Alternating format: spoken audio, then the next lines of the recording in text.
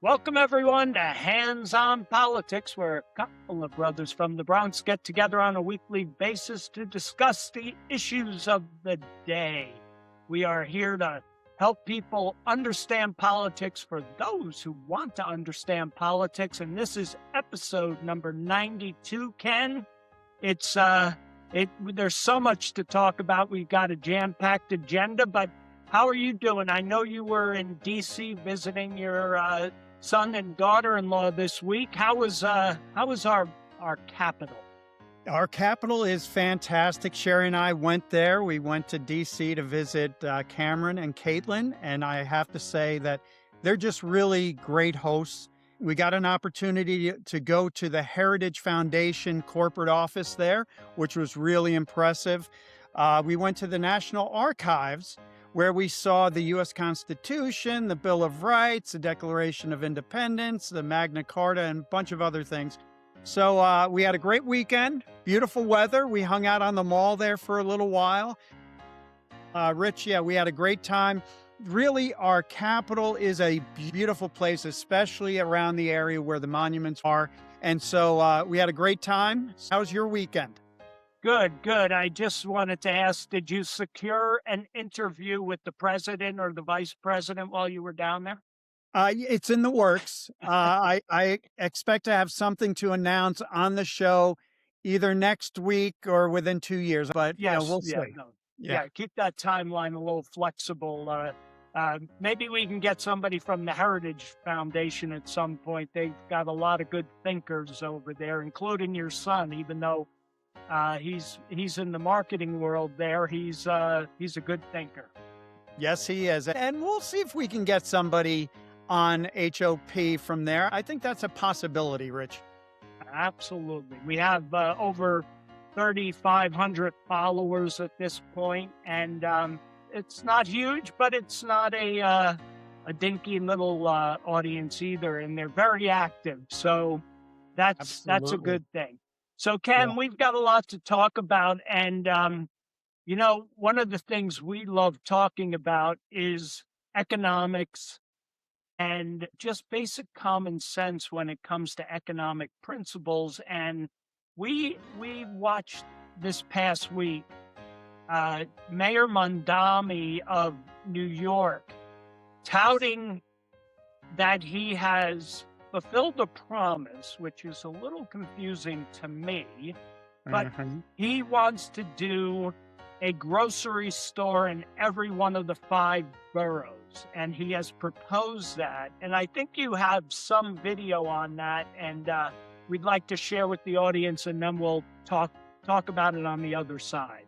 Promised New Yorkers that we would create a network of 5 city-owned grocery stores, 1 in each borough.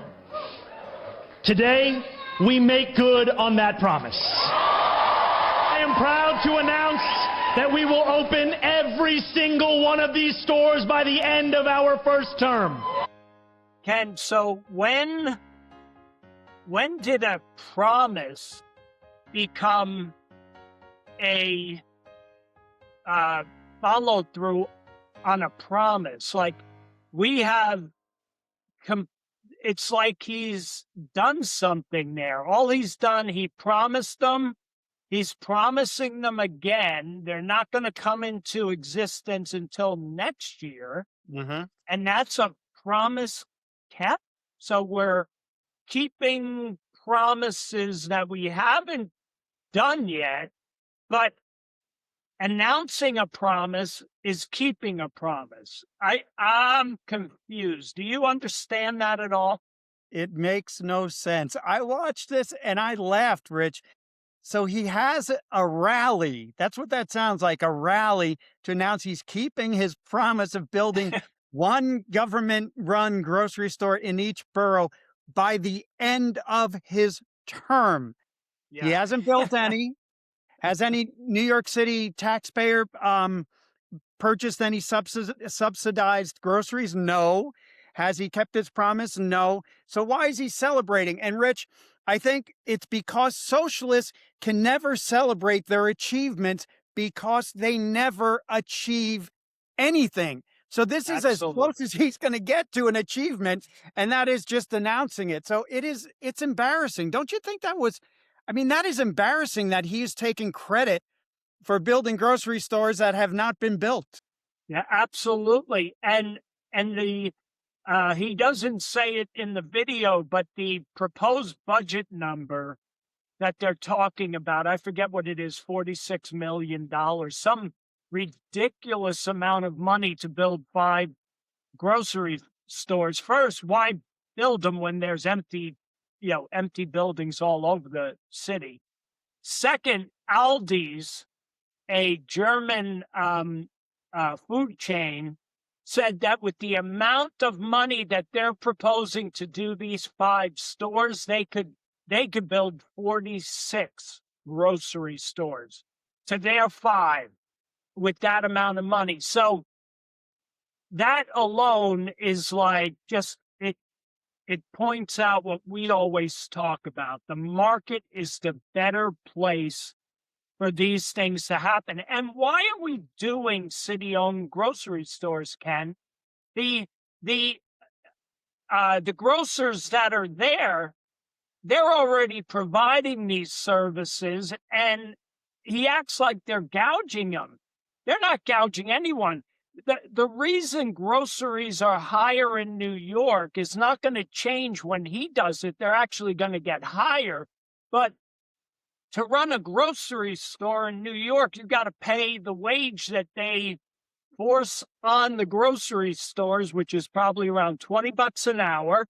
They have all of the overhead, the taxes that they charge, the regulations they have to go through, and then they make, 10 cents on the dollar if they do it perfect. Yeah. Most of them are doing on a dollar, 2 cents on a dollar. Yeah, true. 2%. If they did 10 points on a dollar, they would be like jumping up and down. So what is actually going to happen that we know, and from being an economist, is that they are going to run the private sector stores out because they won't be able to compete, because what they're going to end up doing is pricing things below market value. And what we also know is that the demand, because when things become cheaper, the demand goes up. These people are going to come and they're going to empty their shelves all day long. They're not going to be able to keep up with demand. And if they do keep up with demand, it's going to be at a lower cost. So they're going to be losing money every time they fill up that store to sell their stuff for less than market value. So this is a typical socialist utopia. And it shows the ignorance of people not understanding how the marketplace and capitalism works. And New York has always been a grocery store desert. We know, Ken, in the Bronx, Mom was so happy when I think it was Target came into, I think it was down by 225th Street, down by the bridge. Yeah. And she was so happy because she used to have to go to Yonkers to go to places like Walmart and Target and the big grocery chains, because they don't want them in New York City. The people in New York City pay the higher price because smaller vendors can't get the pricing that Walmart or Target or any of those big players can. What are your thoughts, Ken? No, I agree, Rich. I think the number one thing that jumps out at me is he is indicating that grocery stores are gouging. And like you've said in the past, and like we've talked about, their margins are 1% and 2%. So the best you can do is if the city can run these grocery stores better than the private sector, the cost of the goods are going to be 1% or 2% lower. That's best case scenario, unless you subsidize these grocery stores. And where would the government, or where would the city of New York get the money to subsidize these grocery stores? Through taxes. basically The people of New York, they're of going the to people pay of New higher York. taxes. Yeah, so we're gonna take the money out of one pocket and we're gonna, put a little bit back in your other pocket. So you're no better off because the money has to come from somewhere. But to your point, in the end, what ends up happening is you run out the private sector grocery stores. And so you talk about these food deserts. It's just going to make the food desert in New York the Sahara Desert. Yep, So it makes absolutely. absolutely no sense. But Mamdani, and it's just so ignoring how he stands up so proudly and these people cheering him on. This is not going to last for long, and he has to know it. It's just like his promise to make riding the trains and riding the buses free. He can't do it because, and Kathy Hochul was the one, I believe, who shut that down because she's like, wait a second, we need that money up here in New York State. So he's making a whole lot of promises that just cannot come to fruition. But it's going to take a little while for New Yorkers to realize that, Rich. Yeah, I don't know who supports him. I know his numbers are really bad. And, he's a great social media, um, he's like an influencer where he understands how to make something look good that isn't. Mm-hmm. And he smiles with that arrogant smile, all the way knowing that none of what he's doing is going to work. And that's why Kathy Hochul, and in an election year where Hochul's up for re-election, they're talking about things like exit taxes. And they're talking about, so if I want to move out of New York, so I live here in New York, and if I want to move, Ken, not only will they tax my property that I'm selling, they'll have an exit tax. They'll hold that money until they know, is he moving into New York or is he leaving the state? If I end up leaving the state, they're going to take whatever percentage that exit tax is, not only on the property, but my net worth. So if I'm worth, just throw out, 2 million, 5 million, 10 million, they're going to take an exit tax of all the wealth that I have. I believe it's unconstitutional, but it just shows you the desperation of socialism and communism. This is communism. This isn't even socialism. It shows how it never works. It never, ever works. It makes everybody poorer. It doesn't lift anybody out of poverty. It brings more people into poverty. And it's just a disaster waiting to happen. I'm supporting Blakeman, who is going up against Hochul. And here in District 20, we have a guy, Ralph Ambrosia, who is running against Tonko, who's a left-wing lunatic in our district. It's all great and good. We talk on Facebook and social media about this, but you got to get out and vote. And we really have to vote red this time around all across the country, Ken. Mm-hmm. Yeah, no, absolutely. It's just, I just don't know. In New York City, is it possible to get a reasonable Democrat or a reasonable Republican? I was not crazy about Bloomberg. He ran the city and he ran it effectively. Our brother-in-law, Kenny Croak, he felt that New York under Bloomberg was fine, except for maybe some of the taxes on big sodas and things like that.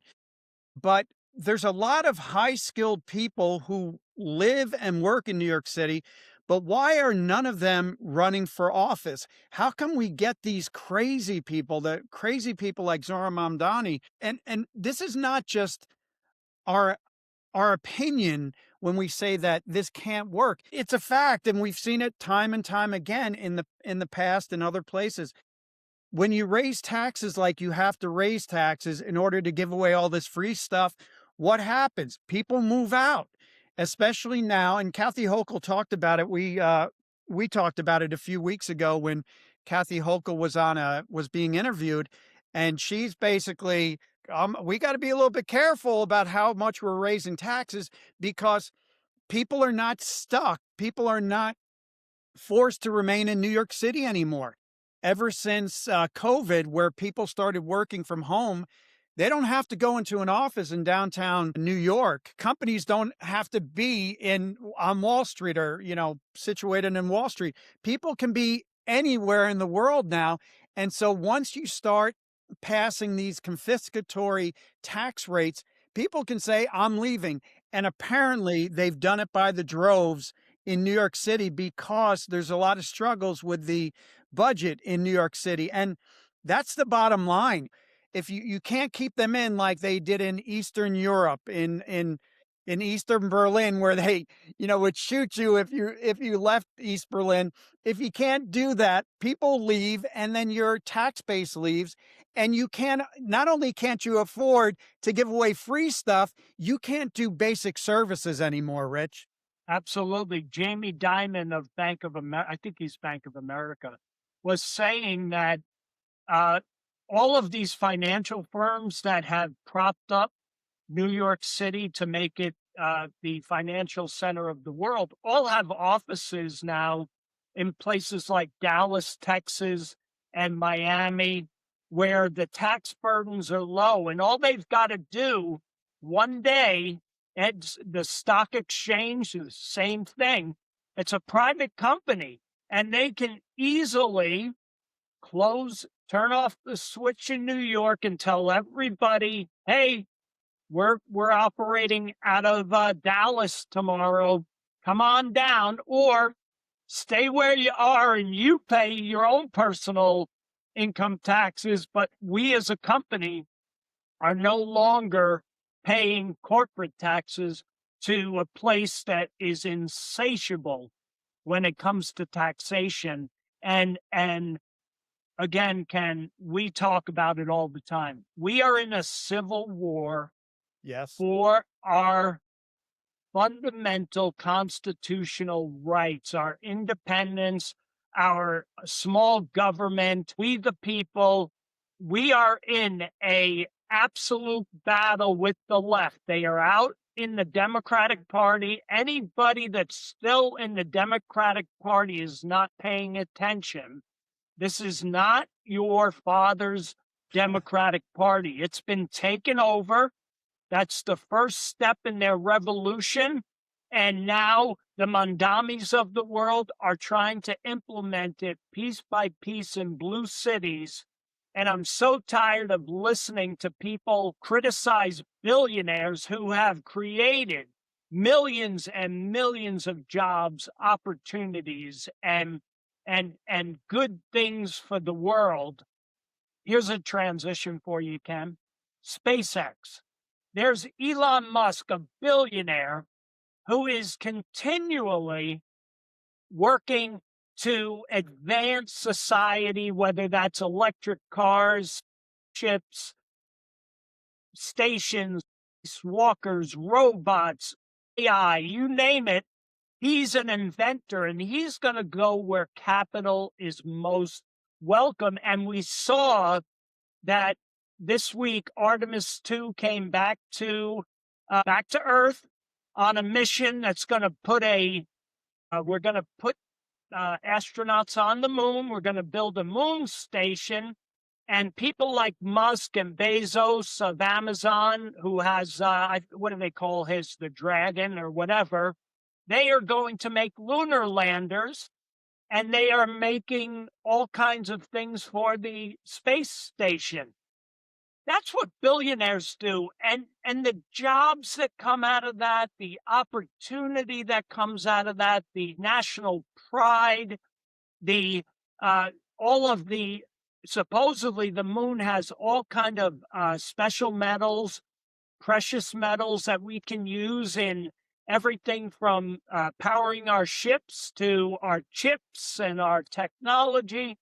That's what billionaires do. And if you try to take away their money to give to some guy sitting on his couch in his mother's basement, where does that go? That goes nowhere. That is a waste. that's not only a waste of money, it's a waste of a life. And people need to be incentivized to go out and work for themselves. That's what made this country great. And I'm off my soapbox.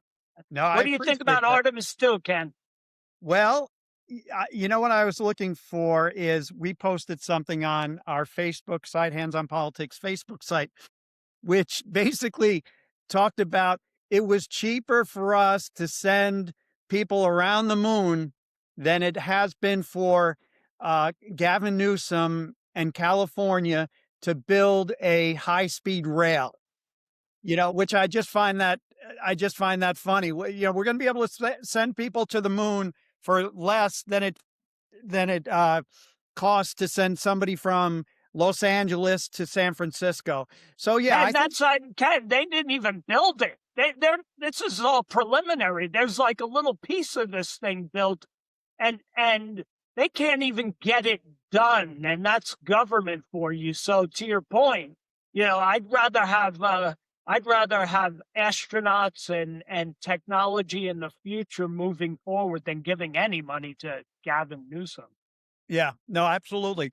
But I've heard some people say, why are we spending all these billions of dollars on this flight around the moon? Well, because of the potential of what's there. Using this as a stepping stone, going to Mars, and like what you talked about with the precious metals. Whereas we have liberals who are saying, basically, we can give this money to all these people, the ones that you're talking about sitting in their basement, in their parents' basement. Let's just give money to them so that they can continue to sit around and do nothing.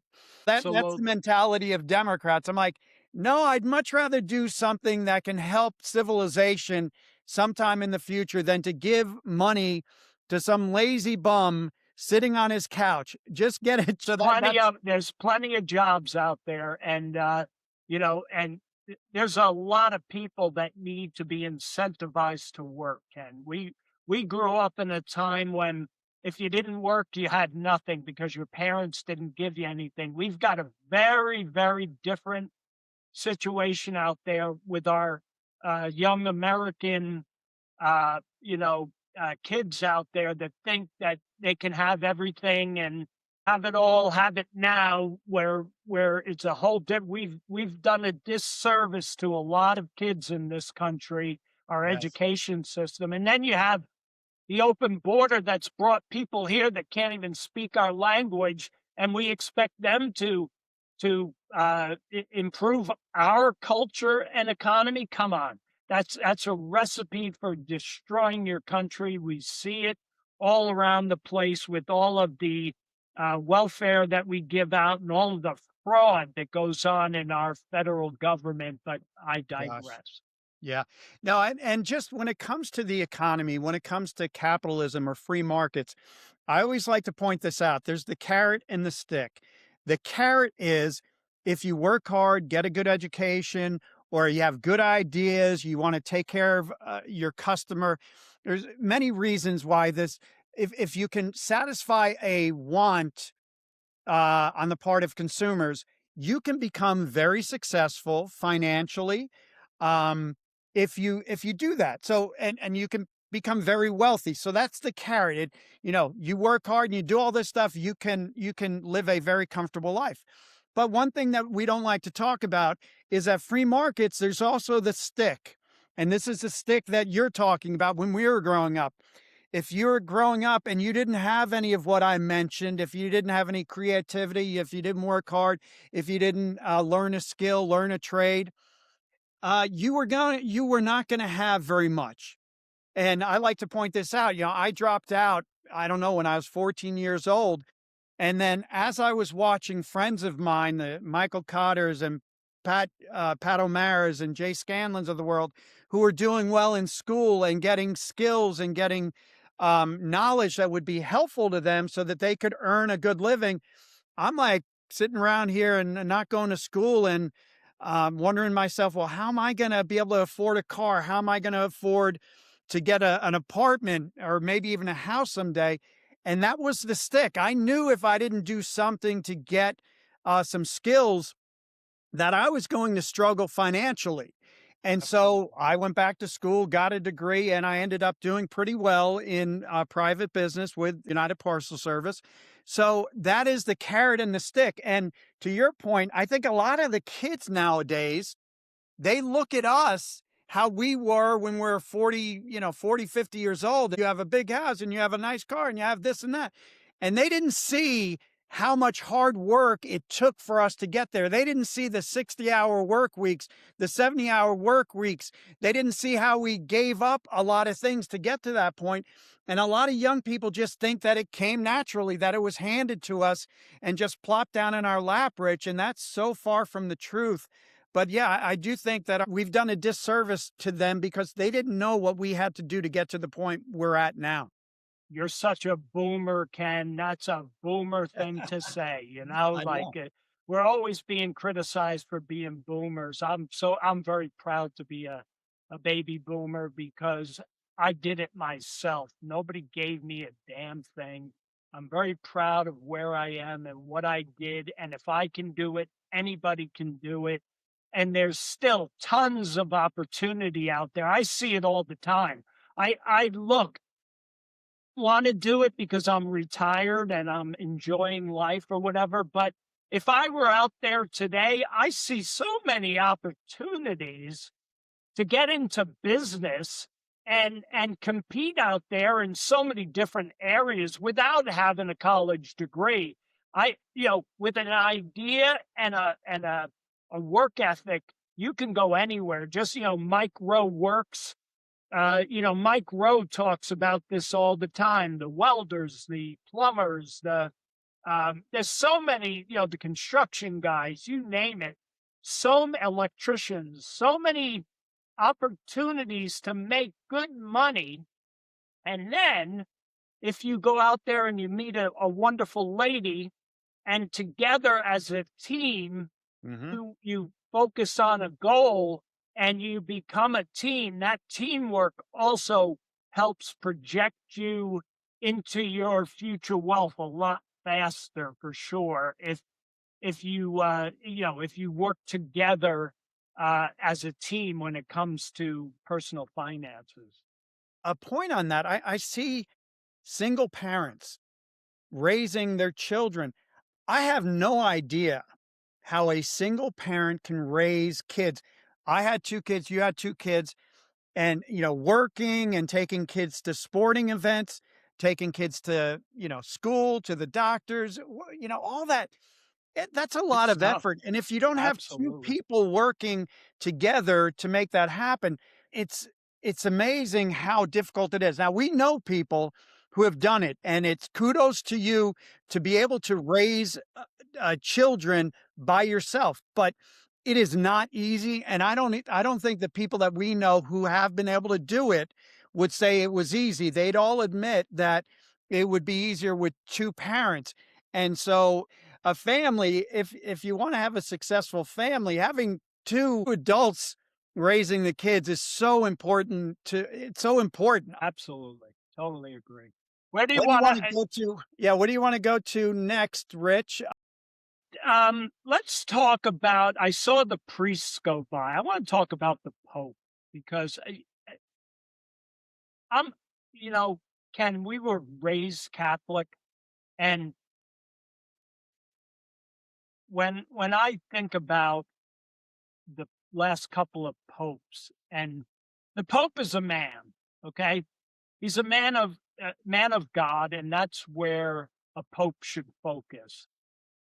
The last couple of popes have been sticking their business in politics.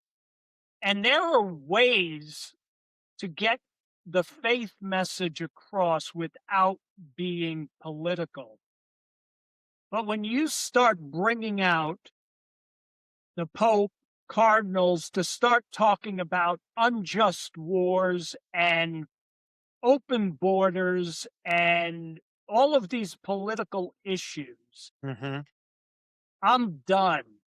And I think just like the last Pope was a left-wing lunatic, this Pope is a left-wing lunatic. And he comes out of Chicago and, the Pope, you shouldn't say things about the Pope. he's a man. He's not some divine being. He's been around long enough when we had all the pedophile priests who were molesting young boys. This man was in the Catholic Church as they shuffled these guys around trying to hide this devastating behavior of these priests in the Catholic Church. So to start talking about moral, the president, he doesn't speak what he shouldn't be, making fun of people, he shouldn't be doing X, Y, Z. People with glass houses, right? And so I have no patience when people, and all of a sudden the left has become Catholic supporters when they were the biggest ones going after the Catholic Church, and they go after religion. They hate religion. They hate what it stands for. That's right. But this guy went after the Pope, and or he went after Trump. The Pope went after Trump, so he now becomes the end all for the Pope. The Pope said Trump's no good. Look at this, Yep, and I'm so tired of it. And you have up there on the screen the image of Trump, healing somebody, whatever. People saying that's blasphemous, but Jesus Christ, it's a absurd. joke. It's a joke. And Exactly. where did our humor come from? Where did our humor go? And when did we all of a sudden get so damn righteous, especially in the media? So I have no patience for this one, Ken. I don't want to hear what the Pope has to say. When you allow illegal immigrants into the Vatican to share in all that wealth you stole around the world, then maybe we can talk. But you're behind a big wall. You've got your own army. You got your own protection. So shut up about our politics because we don't care. And this whole thing has got me riled up. To me, the righteous indignation of the left is so damn hypocritical. Like everything else, it's Trump derangement syndrome, period. Exactly. No, great points, Rich. I wrote down that it was a joke. Does Trump believe he's Jesus? No. Do Christians believe it's sacrilegious to dress like Jesus? No. Do Christians believe that you should kill somebody for drawing a picture of Jesus or dressing up like Jesus? No. Muslims do. If Trump dressed up as Muhammad, there would be a fatwa or whatever you call that on Jesus. On Trump. So this is nothing more than the media trying to create wedge issues between Trump and Republicans and Christians. It's a ridiculous thing that they've brought up. Now listen, the Pope can have, and these three cardinals can have their opinions, but here's the problem. The media is about as anti-God as any organization. Yep. But these anti-God organizations will give primetime media time, like on 60 Minutes, or they'll put things in the front page if you're attacking Trump. Now, let me ask you this. If these three cardinals, or if the Pope was talking about abortion, or talking about LGBT issues, or contraception, or gender identity, or women in the clergy, or euthanasia, or stem cell research, would the media have these people on as being moral authorities? Absolutely not. Absolutely not. They just bring them on because they're looking for anybody and everybody who hates Trump or disagrees with Trump, and they're going to give them as much media time as possible, because this is all about criticizing Trump, and that's it. So the media, they don't consider the Catholic Church clergy to be moral authorities on anything. They just like it when they criticize Trump.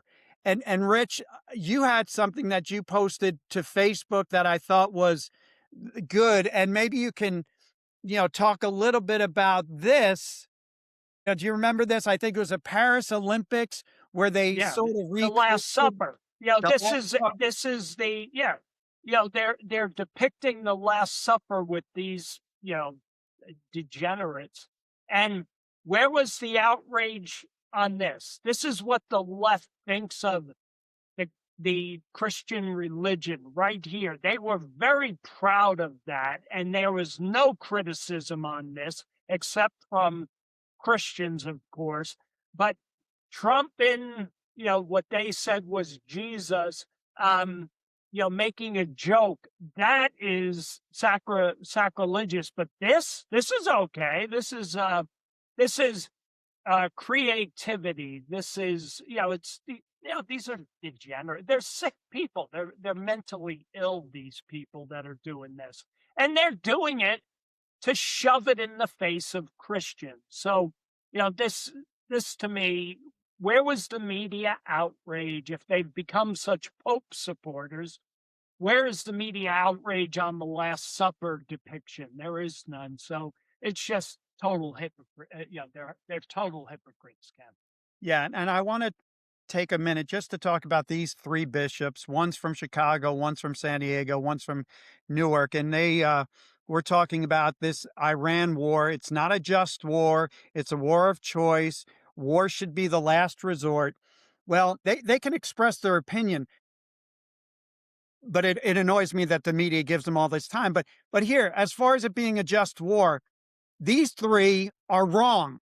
They're absolutely wrong. Negotiations have been going on with Iran since 1979, and the stumbling block has been that this country that calls us the great Satan and calls Israel the little Satan, they want a nuclear weapon.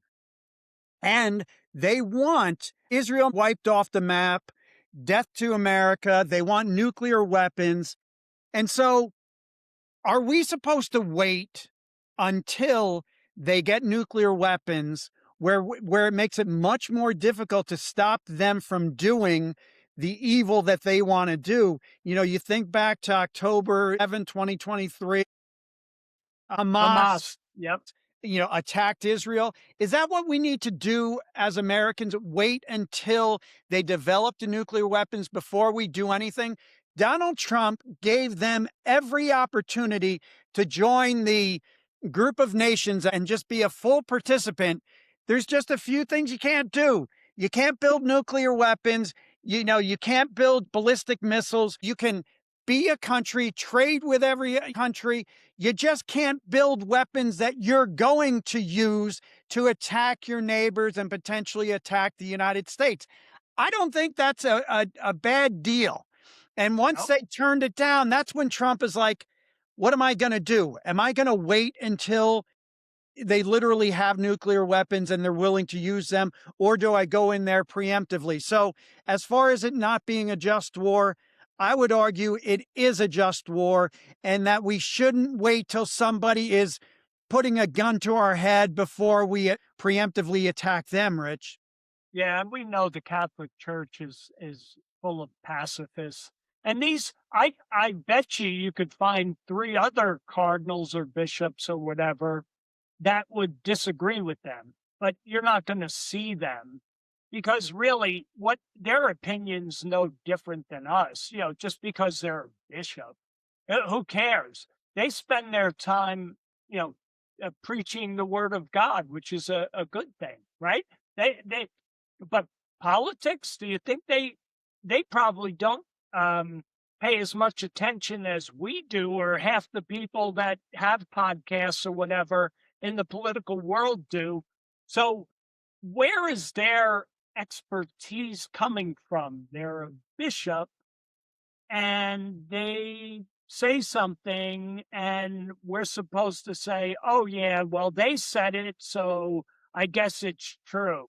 And the Pope said something to the effect that war Jesus did not sanction war or anything like that. And the first thing that comes to mind is David. And Jesus never spoke about being passive, completely passive. He did say, love your enemy, but loving your enemy doesn't mean let your enemy slit your throat either.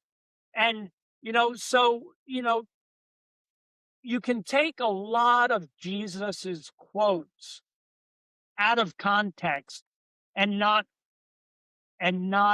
create the full the full being of what Jesus believed. There were a lot of things that Jesus said that support what Donald Trump did, which was to basically protect millions and millions of lives from a lunatic fringe and the Islamic Republic, the mullahs of Iran. So, it drives me crazy. It's selective expertise, and they're trying to get a point across just like we do. But it's so obvious, Ken, that the only reason they're putting these people on is, like you said, not because of abortion, not because of any of the things that they hate the Catholic Church for. It's just because of Trump. And Trump derangement syndrome is really, really, really strong and on the left side of the aisle for sure. What's up next, Ken? Well, what do you want to talk about? We have a lot. We have just the Iran war in general, the Strait of Hormuz. Eric Swalwell. Yeah, where do you want to go? Let's just quickly do the you got Swalwell up there. So go to Swalwell.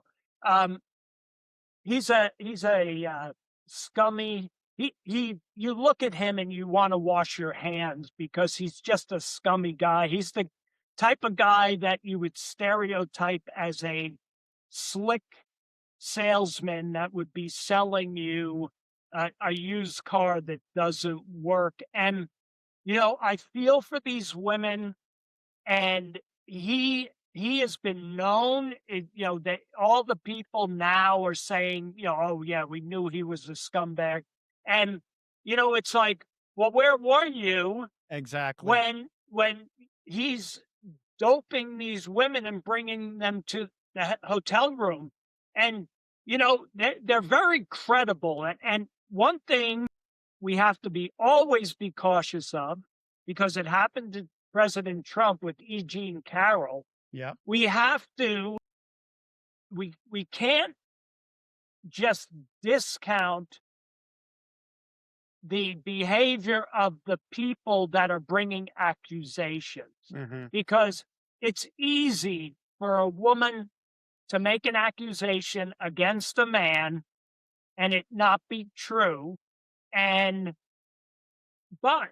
when you have many women that have a similar story and you have corroborating people around it saying this person was doing XYZ, I find these women very credible. They have everything from just being harassed, being sent pictures, being brought to hotel rooms, being, drugged with their drink.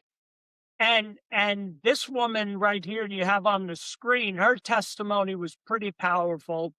And they were, well, why didn't they bring it sooner? Well, you're in a very big power structure there. He's a lawyer, he's a congressman, and he has family in the law enforcement world or whatever. So I'm sure they were threatened behind the scenes. And, so I don't, fault these women for trying not to ruin their lives. But now that it's open, it's kind of like a floodgate opening up. And, he's resigned. He's now out of the governor's California race.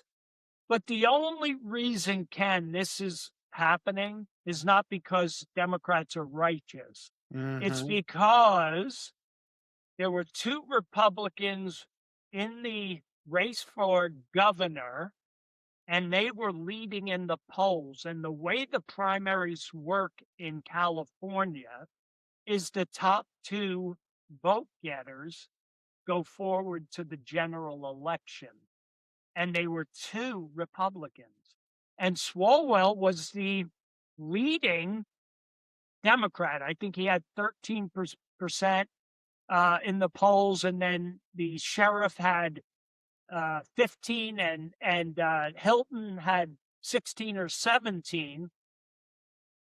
It was politically driven, just like Joe Biden when he did he did his debate and he almost fell down on the stage and froze up.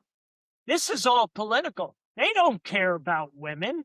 They care about the governor's race in California. So spare me the righteous, we're protecting women narrative. It's all political here, Ken. What are your thoughts? It's pretty despicable. It is absolutely despicable. I think back to who was it, Clarence Thomas, when he was accused of sexual impropriety, I'll call it, by Anita Hill back when he was being considered for the Supreme Court. And like everybody else said that Clarence Thomas is a moral, virtuous man, except Anita Hill. But the Democrats still went after Clarence Thomas. Whereas Eric Swalwell, everybody says the guy was a pig. I was watching Kevin McCarthy, who is the previous Speaker of the House, and he was on CNN, and he said, yeah, it was just common knowledge that you didn't let any of your young staffers be around Eric Swalwell because he was a pervert. And McCarthy even said that he had a conversation with Nancy Pelosi about why is he on the Intelligence Committee. The Intelligence Committee. Why was he on the Intelligence Committee? And, and now she claims, he's asking why is she on the Intelligence Committee, knowing all the problems, like Fang, I think he was caught with a Chinese spy, having sex with a Chinese spy. So he was not a person that should have any confidential information at all. But yet the Democrats left him on there. So you're right. It's not until it becomes a problem that Democrats might not win the gubernatorial race in California that they say, oh, well, we need to get rid of him. So all of a sudden, these people that are more than willing to live with slimy people, they all of a sudden say, no, we got to get rid of them now because it's going to hurt our chances to get elected. And I'm sorry, the Democrats are the most immoral people in the world. They would sell their mother into slavery if it meant that it would give them more power. And I think this is just another example of it, Rich. Yeah, and again, these are the things we're going to bring up, Ken, as we get closer and closer to November. Doesn't matter what Democrat you vote for, you're voting to cut your own throat if you're voting for Democrats. They are not the Democratic Party. They are the Communist Party in disguise. That's all. And then we need to bring all of this stuff up. Hopefully people will be watching. This guy, I hope he goes to jail, and I hope he gets what is due. Like they say, everybody's innocent until proven guilty, but I have a feeling we're going to be seeing him in handcuffs sometime soon, and that would be a good thing for these women and for everybody, for justice. So c'est la vie. Swalwell, we don't have to listen to your garbage, and one less commie in the party. So, and it's not that Republicans are perfect. They got, what's his name, Garcia. He's going to step down, and then they've got a Democratic woman who was stealing money, and they're going after her. And then, it's like, these people, once they get in power, they seem to think that they're invincible. And we need to see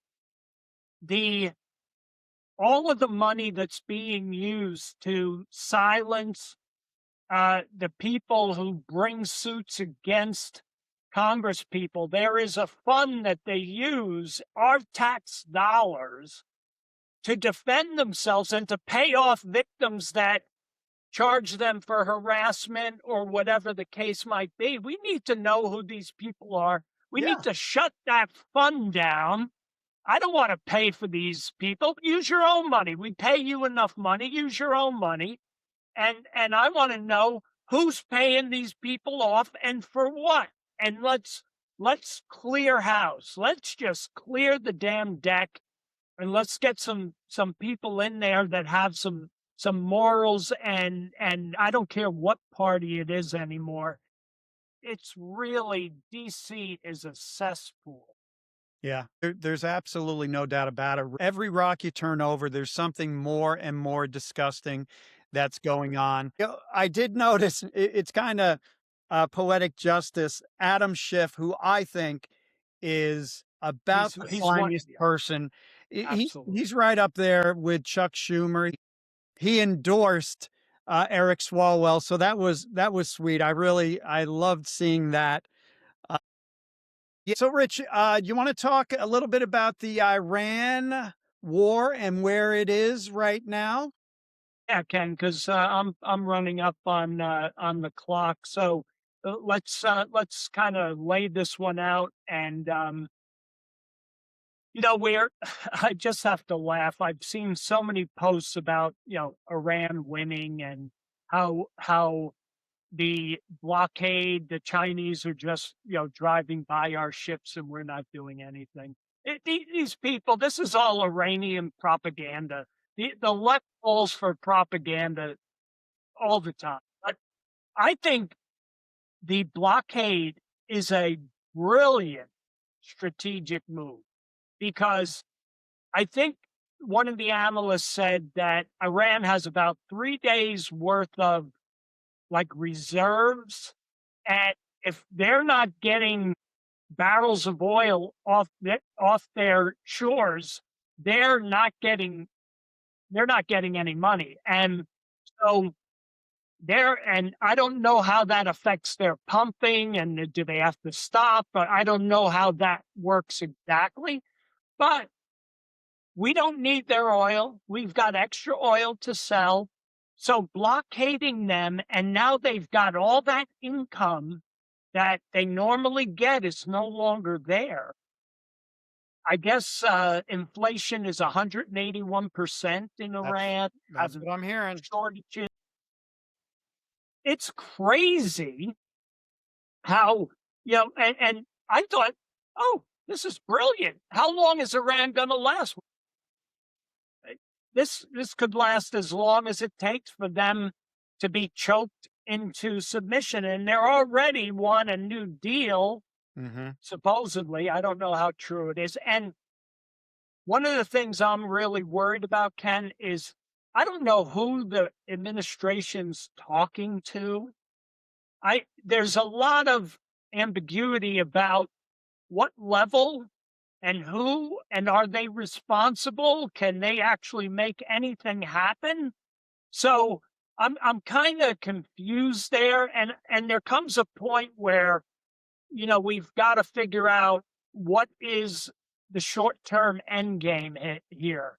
We do a lot of damage, get the internal politics stirred up, and then just back away. I don't know exactly where we're at here, but I don't think we're negotiating with anybody that has any power. What are your thoughts with this?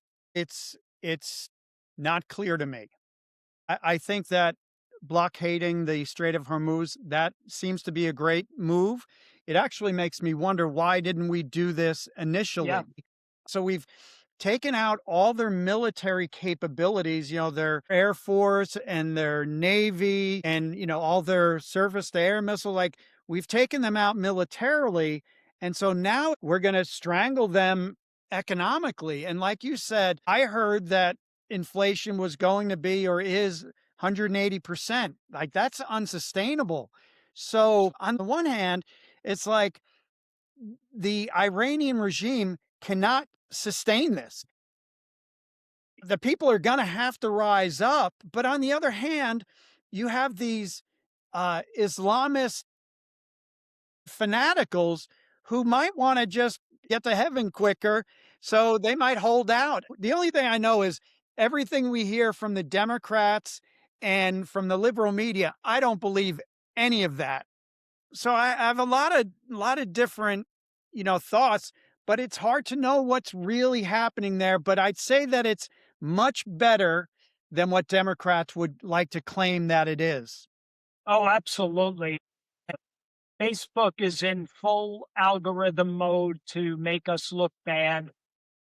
A lot of it is just Iranian propaganda, Russian propaganda, Chinese propaganda. A lot of these sites that are pushing this crap through that the Iranians are winning. It's like, yeah, give me a break.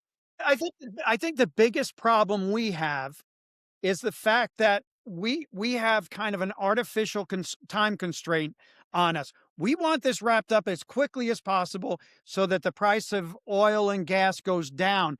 So that's a constraint that we've put on ourselves. But as far as what situation do I want to be in? Do I want to be Iran or do I want to be the United States? You don't want to be Iran, but the question is how much political pressure are we going to experience, and is that going to influence us to do something a little bit sooner than maybe we really should or otherwise would want to? Yeah, it's a complex situation, Ken, and I guess time will tell. But to your point, I want our viewers to understand our military has done a phenomenal job. We are doing the right thing. It's a just war. And the Iranian people, hopefully at some point, will be able to have some freedom. And if we get a free Iran, no matter what the government is, somebody that wants to participate in the world, whatever that government is, we don't need to decide. They can decide they want a king, they want A Shah? a dictator, whatever. Who cares? They have to live under it, but whether they have a democracy or whatever, if they can come into the world, the Persian people especially have participated in society and have been a very valuable asset to society in the past. So it's a good thing if they can get some freedom, and then we're not dealing with people that just want to get a nuclear weapon and destroy Israel and America and everybody else that doesn't go along with their Sharia law stuff. So I think the overall picture of Iran, we're in a good place. We always expect a nice tight bow Mhm. to wrap it up, and I'm not sure we're going to get that with this conflict. I think, to your point, we may have to leave some aircraft carriers in the area, keep an eye on them, at our Saudi bases and our UAE bases. Keep an eye on them, whack-a-mole when they come up, and be close by. Keep the strait closed until there's no more ability for Iran's economy to function, and the people just say enough is enough. So, the markets like what's going on, but the markets are the markets. The markets, to me, they're like the gamblers in Vegas. They're just throwing their money on the table. They've got a lot of it.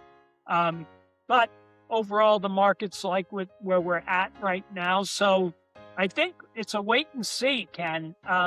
Yep. And I think they're waiting to see what the Iranians are going to do. But again, what Iranians? Which level Yeah. are we talking about? So it'll be interesting for sure, and it's going to keep us on our toes for future Hands on Politics Yeah. podcasts. Let me just I just want to make one more point, and it's about Donald Trump. For years and years and years, Republicans and Democrats have complained about various things, like, for example, building a wall on the southern border, NATO paying their fair share, the China trade imbalance, NAFTA. We also have veterans' health care prices. And then, of course, you have Iran. And here's the thing. For so many years, we've been complaining about this, and Democrats and Republicans just continue to talk, but they don't do anything. And this is just another example where Donald Trump saw a problem, and he's like, I'm not gonna kick the can down the road. I'm gonna do something about it. And as you know, I had concerns about what we were doing here, but when you have somebody who's desperate to get nuclear weapons and who has shown a willingness to use their military against their neighbors, I think it should be clear that we needed to do something. And Donald Trump, after he got some intelligence that said that Iran is closer to building a nuclear weapon and closer to having ballistic missiles that can reach Europe, and he made the decision, we're going to take care of this. He wants to solve problems, and I really respect that. The guy's doing everything that Republicans and Democrats have been saying should be done for years and years and years, and he just doesn't get the credit and the respect that he deserves for all the ways he's trying to make this world a better place. Absolutely, Ken. He's truly keeping promises, and he's not making political calculations like politicians normally do. He's willing to take the heat when he thinks it's the right thing to do, and so far he's been right on. And it would have been easier for him to keep the price of gas down going into the midterms, but he couldn't wait. He saw it was dangerous, and he said, I got to do it. It's the right thing to do. And God bless him for doing that. And we'll see. He's not a perfect guy, and we all know that, but he's also not afraid to do the right thing. And he's doing what we voted him in to do. And we appreciate it here on Hands On Politics. So, Ken, we're going to wrap up this episode 92, and we hope that you'll follow us on our socials, especially on the podcast. Come to YouTube and come join us there. Subscribe to our YouTube site, and keep on coming to keep sharing our Facebook posts. We are really expanding there, and we appreciate that very much. And thank you for listening to another episode of Hands On Politics, where a couple of brothers from the Bronx get together on a weekly basis to discuss the issues of the day. We have formed the Bronx Institute, and we expose the media lies, and we try to make politics understandable for those who want to understand politics. Ken, we will see you next week, and I'm looking forward to our next show. All right. Great talking to you, Rich. Great talking to you. Thanks, everyone.